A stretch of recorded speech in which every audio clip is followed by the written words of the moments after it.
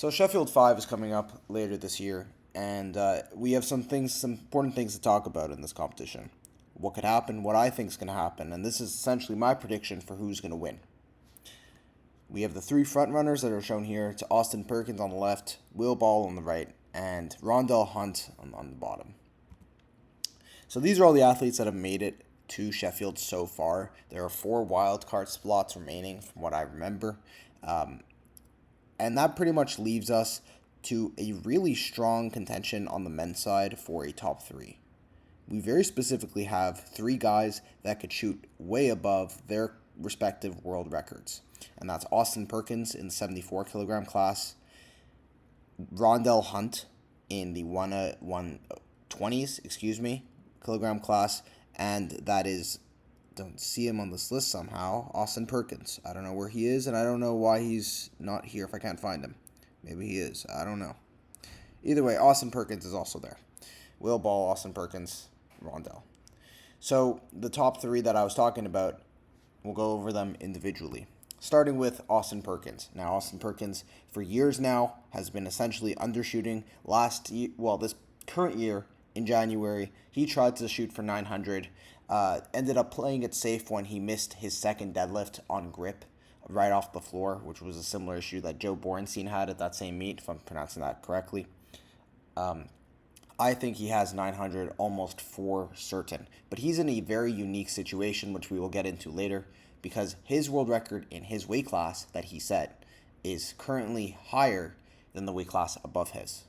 His record is, I believe, 1.5 kilos higher. Now, because of how Sheffield works, being that the winner wins based off of the percentage of the current world record, it is actually advantageous for him to compete in the 83s. And for more than one reason. Even if the 83 kilogram world record was slightly higher, I think it would still be advantageous to him to compete. But we will go over that later.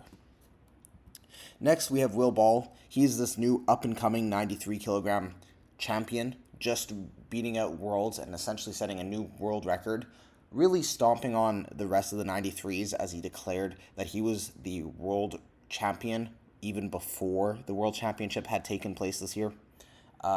He is very strong and has a big mouth. No disrespect to him, but he did say he wants 1,000 kilograms. I think that's a very big overshoot, but who knows at the end of the day. That being said, he is in a very competitive weight class. It is arguably one of the most competitive in the IPF, and he is head and shoulders above the rest of them. So, with giving him his respect, he is in this conversation, and we'll show you some numbers later. But let's continue on to Rondell Hunt, who has actually made his return to the IPF, his first competition since 2018, or his first, international competition. He did, a couple years ago, set a record of 1,025, I believe, in a competition, but that didn't really count for international IPF standards. He has had a ban for multiple different reasons. We won't go over that now, but he has a situation now where the world record that he just set at Worlds is 1,000 kilograms, and he could very well beat that by a pretty large margin. If I don't know what his top end is because it's been such a long time, but I realistically think he could probably put on 50 kilograms onto the current world record if he wanted to. But should he is the real question that I will be getting into later. So to look at who wins Sheffields, we're going to look at the winners for the past 4 Sheffields, and that's all displayed on this page. So for 2026, we've had a very competitive percentage-wise victory, essentially 103, 102, and 101% of the world record.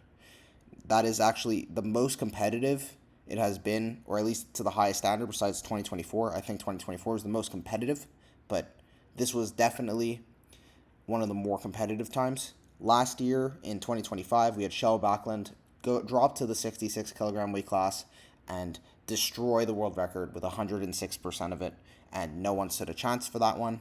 Again, talking about 2024, it was fairly equal with 100% and change over the world record. Note that 2 of these guys that have the world record in this competition, or got the world record, I guess, in this competition, were 93 kilogram athletes in Gustav Hedlund and Jonathan Keiko. So that was that same record that Will Ball just broke. Or not the same one, but in the same weight class. And In Sheffield 2023, again, we have the same kind of thing from Sheffield 2025, where Jesus pretty significantly beats second place and everyone remaining. But we can note that to get into the top 3 on average, you pretty much need to have 101% or higher. Now, the last 2 years, it's been 101.5% or higher, but over the last all of Sheffield's, it has been 100%, and I think 101% would probably do it. So now, to look into what those percentages actually mean, we have to look into what the current world records are. So in the 59s, we have 669.5 from Sergei Fedosyanko. I hope I'm saying that correctly. We do have some 59s that are coming. I don't think they're going to mean a major conversation to really break this world record by a very significant margin. If it happens, it will be by a couple kilograms. That being said, they could still get into the top 3 if people mess up. They're still in contention for that, but I think it's more about a race to break the record than it is to get onto the Sheffield podium. Then we have Shell Backlund, who will be competing himself, trying to break his own world record. Whether or not he gets 800 is the question of the day. I don't think he will, personally, but he very well could if he has a perfect day and if his recomp is getting better, which it seems like it has been.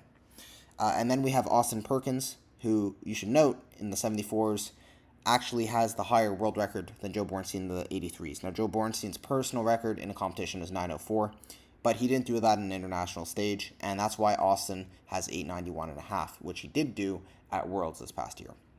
So it is very important to look at that, because you could realize, okay, Auston Perkins could compete in 2 separate weight classes. The way weight classes work in powerlifting, if you're not familiar, is it's essentially a range between the 2 weights, where you have to be at that weight or lower, but greater than the previous one. So if you want to compete in the 83 kilogram weight class, you have to be either 83 kilograms or as low as 74.1 kilograms, right?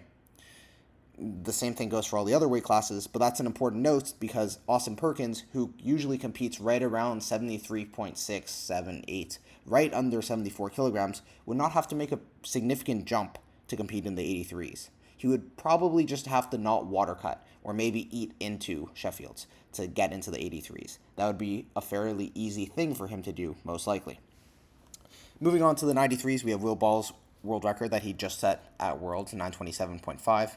Anthony McNaughton, who could break into the 1,000 kilogram this Sheffield's. Whether or not it happens is likely to be seen, but I don't think that makes him a real threat for podium. We do have Rondell Hunt, who, again, we will be talking about at 1,000, and then Jesus, who's also going to be showing up, but I doubt will be making a threat for podium this time. Maybe a threat to break his own world record, as he is getting some competition from someone from, I believe, the USAPL, if I'm not mistaken. That will be a separate topic, though. So another thing that I think is important to talk about is the payout. And I will get into this way later, but it's important to note that the top 2 get a pretty significant amount. Of course, first place gets over double, or gets exactly double what second place does. But if you're getting in the top 3 places, you get a pretty significant amount of money. Plus, I believe it's £5,000, which is, again, if you're not familiar, it's British pounds. It's usually right around the US dollar, or slightly higher than the US dollar, or if you're in Canada like me, about 1.6%. Sorry, not 1.6. It's like 1.6 times the Canadian dollar, right? So pretty significant amount.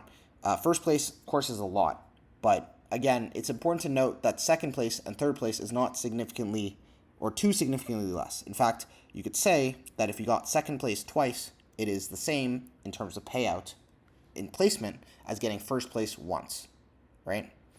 That's something I want to throw out there. Now, I want to talk about the winning percentages, because I believe that the winning percentages this year could be anywhere between 103 and 105%. Now, we talked about before the winning percentages, and we've seen as high as 106% with Shell Backlund and 104% with Jesus back in 2023. And I believe we could see some pretty high percentages this year. I don't believe it's going to be a flat 100% this year. I think it could be anywhere between 103 and 105% of the winning percent. So let's look at each of the weight classes and see exactly what that gives us. And more specifically, just focusing in on the weight classes that we were talking about, the 74, 83, 93, and 120s. So the 74 and 83, again, we should note the 83 is lower, so it actually gives you a pretty big advantage. You get a kilogram almost and a half less on your total, and they'll give you that 103%. Now, the 93's 955 is a pretty significant amount, but looking at Will Ball, how he did at Worlds, I believe he probably has that in him. Now, I don't know if he has time to get much stronger than this, which is an important thing to talk about, but based off of how he won at Worlds and how many kilos I think he left at the table, I think he could pull that. Now, 120s is also a point of interest because we have Rondell, and again, previously we've seen him do 1,025. And that was, I believe, 3 to 4 years ago. So could he get more than this? Absolutely. I think he could get as high as 105%, and I think he's actually the most likely out of our 3 athletes to get 105% or above. So moving on to that, this is the winning percentages for 105%. Again, we have the same trend with the 83s and 93s. Note that it's at 935, which would be a pretty big stretch for Auston Perkins. I believe he will almost definitely get in the 900s, almost definitely in the 910s, almost definitely close to 920, but anything further than that is a pretty big stretch considering that's already 30 kilograms over his world record. Could he get this? Possibly. He would have to have a perfect day, and his training would have to be perfect leading up to it. And not only that, but he would just have to be lucky. It's a lot of things to have to go right for that. Now, the 93s, it's 974 effectively. Will Ball has talked a very big game, talking about 1,000 kilograms. Now, I don't think he has that. I don't think he has 974 or 975 or whatever you want to call it. That being said, he could probably shoot somewhere in between this. I think he believes he wants to win, and he will be shooting for whatever number he needs to win. So it's very likely that he actually only is not able is shooting for something higher than this, but only falls out with, let's say, 104%, right? Shooting for, let's say, 106 or something like that. And then finally we get to Rondell Hunt, who's 1,050. Again, I think is very reasonable for him. I think 1,060 might be reasonable for him as well. So, my prediction for third place, based off of all of that, is Rondell Hunt. Now, that might sound counterintuitive, but it comes to a very specific reason. I think, due to monetary reasons, it is better for Rondell Hunt to not go all out at this Sheffield. I think it is better for him to put up something like 101, 102% of his world record and essentially secure himself for the future in competing in Sheffield's. He is in a situation unlike Will Ball, or similar to Will Ball, but unlike Auston Perkins. Auston Perkins could essentially choose whatever weight class to go into and has very little or limited competition in his own weight class, where it's actually very beneficial for him to move up that weight class and really just overshoot the 83s by a ton, right? I don't think Elliot Sykes is going to really be able to push him very far very soon, right? But and the same thing, and there's kind of a different situation in the 93s. I believe that Will Ball kind of has to shoot now because there's a chance that if he doesn't really shoot for it, people try to catch up to him. And I don't think they're that far away from him, considering that the numbers he's put up is about 10 kilograms higher. Now, again, if he's at 955 truly, that could be a different situation, but we don't know the progress of everyone else. We don't know if they could put on another 20 or 30 kilograms in a year. Who knows what we could be looking at for the 93s? There are so many 93s right now that are above 900 kilograms, and that's why I think Rondell has a unique situation where he essentially has one person in his weight class that he has to look out for, who we will talk about later, and he could probably make a pretty small jump on the world record and secure not only a Sheffield invite for next year, because getting that 95% would be pretty easy for him, but also to get in the top 3 again next year, or possibly second or first. I think it would make the most sense for him to essentially stay at about 102% of his world record. And the situation where I think he can move up to second place is if Will Ball overshoots for first place, which, again, we shall see based off my predictions if I think that's going to happen. So now, for second place, my prediction for Sheffield V is Will Ball himself. Now, based off what I was saying, it doesn't really seem likely that he will get second place. It kind of feels like he would get either first or third, or even fall off the podium entirely, trying to shoot for it. But I do believe that he has the kilos available on his subtotal to put him in a position that he could at least get third place. Now, I also believe that he's going to have to be sensible.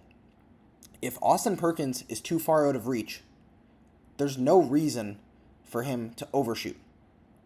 That would be worse for him, logically. It would make it harder for him in the future. And again, he's in a weight class where, yeah, it is important to set the bar a little bit higher to make it harder for other people to get into Sheffield and to essentially show the dominance.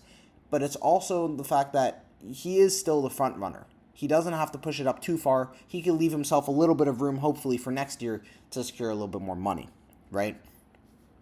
I think it makes a little bit more sense for him to not shoot as high, to maybe get 103% like we were talking about initially, and just kind of sit there. Now, whether or not he does that, I don't know. I think it's likely that he could be in any position, realistically. He could fall all the way to last place if he really bombs out. But that being said, my prediction is that he's going to be second place and take it sensible and really just look at, okay, Auston Perkins is too far in advance, which is why my prediction for first place, of course, is Auston Perkins. I think Auston Perkins is really interesting to look at here. He is in a situation that no other athlete has been in for the IPF ever. His world record in the 74 kilogram class is higher than the 83s, making it super easy to just hop into the 83 kilogram weight class at 0.5 kilograms heavier, literally a pound heavier than whatever he normally competes at, and destroy that world record. Absolutely destroy it. That's all he has to do. And the benefit about that is he has one person on his tail, just like Rondell Hunt being Elliott Sykes. And I think he'll still be at the place where the world record should probably be at the same place it is this year, next year, worth the time, right? For Sheffield 6, I believe that the 74 kilogram world record will not increase because there's no reason for him to increase it, and I don't think Elliott Sykes will be able to increase it in that time. Now, maybe Elliott Sykes might actually be a competitor at Sheffield 6, and that will be a different situation. But in the meantime, I do believe it makes way more sense for him to destroy the 83 kilogram weight world record while he has the chance to before Joseph Bornstein has ever had the chance to set 900 internationally as the only 83 to ever hit 900. I believe he will be able to do that pretty handily. I think he could shoot for the 105%, and I think there's almost no reason for him not to. I think he could set world records on a lot of his attempts. If I'm not mistaken, his squat for sure, possibly a bench if he could really shoot high. The deadlift is a little bit of a far one, but he could almost certainly get first place based off this and give himself a situation where it doesn't even affect his future performances at Sheffield. He will easily be able to come back next year. And just because even if the 74 kilogram world record goes up, which I don't think it will, but even if it does, he will easily have that, right? So we already talked about why Rondell's not first, but it's really important to realize that Rondell not being first is a long-term play. He will probably want to get first, as everyone does, but it makes way more sense to not break it in one Sheffield. Think about it, right? If you could get second or third place in multiple Sheffields, you will accumulate more money than if you just got first in one Sheffield, right? I mean, think about Jesus right now. He broke his world record by something like 104%. And yes, it is harder for him to get up to that world record breaking level. Of course, he's only done it twice, essentially. fairly recently. But imagine if he was able to do that consistently. Wouldn't it make more sense to break, the world record by like 102% every time? I mean, think about it. He probably could. He won 2023. He probably could have won 2024. 2025, almost certainly not, but there's still a possibility he could have gotten second. And then this past year, 2026, I mean, again, 2% every year is pretty hard, but he probably could have gotten a third place out of it. So Rondell could be setting himself up for the future, for long-term future, if he decides not to go all out and to conserve his kilos and set himself up nicely for next year, which, again, is kind of the disappointing move, but I do think that's a realistic one. We've seen Auston Perkins do it millions of times at Worlds at this point. But this would change significantly if Bob Matthews got an invite. Bob Matthews is the only guy that is close as well to that world record. Bob Matthews would be challenging Rondell directly in a head-to-head. Now, the head-to-head isn't exactly what matters here. What matters is Bob Matthews has a different job here. Bob Matthews wants to not only beat Rondell, but push the world record up as high as possible, which would mean Rondell would actually have to push up higher. Now, I don't know if Bob Matthews will show up. I heard he was injured earlier this year and that he's on the road to recovery, but I think he could pretty easily get 95% of the world record, considering it's, 950 kilos, and possibly secure an invite to really have a showdown later this year. And that would make my prediction flip completely over, and I'd have to think about this all over again. And that's where part 2 would be coming. We'll see if SBD is able to get this one out. We'll see if Bob is able to do what is required to make this happen. But that's what's important.